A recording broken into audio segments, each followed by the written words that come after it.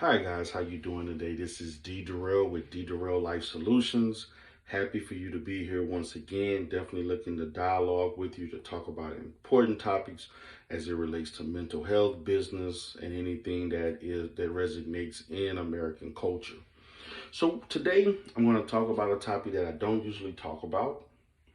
Um, I have thought that it would be great to start talking about mental health issues as it relates to people that are known throughout American society, whether athletes, entertainers, politicians, or any well known figure. Today, I thought it would be great to focus on the fact that um, in the state of Texas today, former President Donald Trump came to the border with the Governor Abbott of Texas. And I want to talk about the mental health of Donald Trump. Now, many of you may ask, or D. Durrell, why would you want to talk about Donald Trump? We all know Donald Trump has some issues. Donald Trump probably doesn't have all his mental faculties because of probably other mental health issues he particularly may have had throughout his life. Also, the fact that he's up in age, he could be suffering from delirium or anything, some Alzheimer's or something like that. I don't know. I'm not diagnosing him. Nothing that I'm saying is yielding to the fact that I am giving a clinical diagnosis. Because number one, I've never met Donald Trump. I've never assessed Donald Trump. Donald Trump has never contracted me for any services, so forth. But I'm giving a perspective on what the mental health status of Donald Trump. Because today, the purpose of Donald Trump being in Texas today, in South Texas, on the border, was to talk about the fact that they were supposedly building this wall. Donald Trump spoke to the people. He gave, of course, he, as a figure in the great state of conservative Texas, they love him to death, no matter what he says or what he does. That's uncharacteristic of any president. Donald Trump decided not to talk about the purpose of him being at the actual event. He began to talk about why he lost. He began to talk about why the election was rigged. He began to talk about everything that encompassed upon him not being president at this point.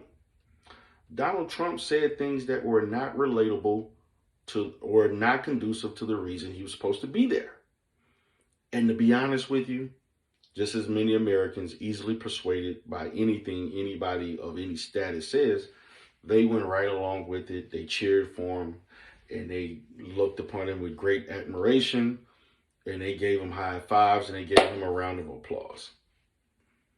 But this speaks to me of the lack of continuity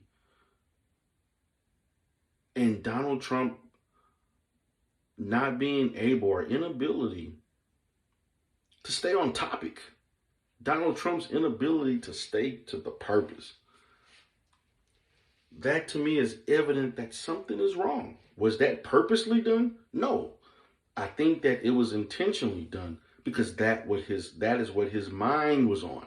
He didn't give a damn about the wall that he made famous, that he wanted to build this wall. That was never built. And the fact that he said, I'm going to paint the wall black so it's going to be hotter. So if they try to climb, it would be hot. Imagine the things that this man says. And they love it. And to be honest with you, there are certain people in black sectors of YouTube, particularly people that are angry, a particularly angry man in the manosphere, loves this man. There are others in the manosphere, even guys that I like. They love this man. And I'm wondering why. Some say, particularly in certain black sectors, he dignifies masculinity.